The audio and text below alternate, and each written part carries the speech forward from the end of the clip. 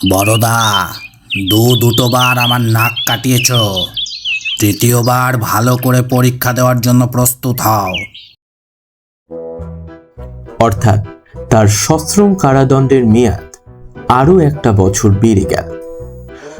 অভিমানের মাথায় বড়দা একদিন খুব ঘটা করে ভাত খেল না, কিন্তু তাতে যে খুব একটা ফল হলো তা কিন্তু নয়, বরং সন্ধেবেলাকার খাবারটা তাকে আরো বেশি করে খেতে হলো।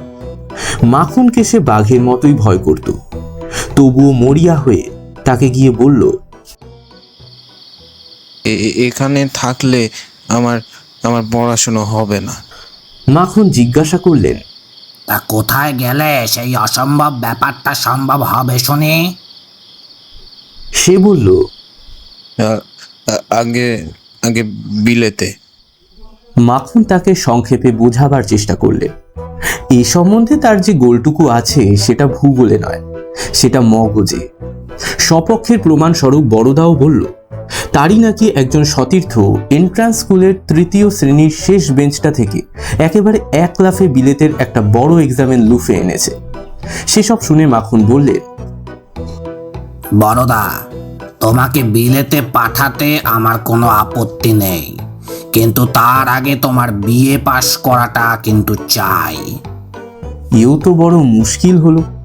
বিএ পাস না করেই যখন বড়দা জন্মাতে পেরেছে, বিএ পাস না করলেও সে মরবে।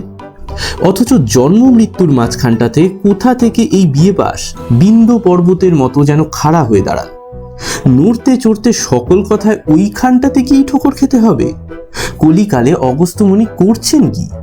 তিনিও কি জটা মুড়ে বিএ পাসের জন্য প্রস্তুতি নিচ্ছেন? একটা বড় দীর্ঘশ্বাস ফেলে বড়দা বলল, বারবার 3 বার, এইবারই কিন্তু শেষ, আর না। ফলত আরো একবার পেন্সিলের দাগ দেওয়া বইগুলো তাকের উপর থেকে নামিয়ে বড়দা কোমর বাধ্যে প্রবৃত্ত হচ্ছে। এমন সময় সে এমন একটা আঘাত পেল, সেটা যেন সে সইতে পারল না। স্কুলে যাওয়ার সময় গাড়ির খোঁজ করতে গিয়ে সে খবর পেল স্কুলে যাওয়ার গাড়ি ঘোড়াটা নাকি মাখন বেচে দিয়েছেন। তিনি বললেন, 2 বছর অনেক লোকসান গেছে, তাও যদি ফল পেতাম। কত আর খরচ টানি, তার চেয়ে বরং হেঁটেই যাও।